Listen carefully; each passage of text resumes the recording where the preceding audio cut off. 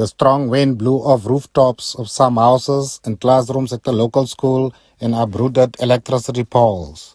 The village council's acting CEO, Milka Okhabes, confirmed that about 5 households whose houses were severely damaged by the strong wind are temporarily accommodated at a local church building.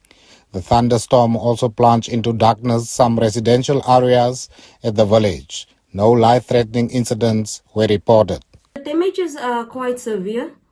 The garden has been damaged. DC Goliath has been damaged.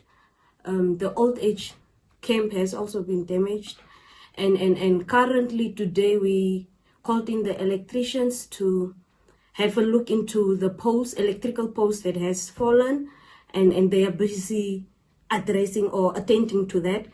There are 3 locations that are currently sitting without electricity due to that. Okhobe says the council will assist the affected households with food items.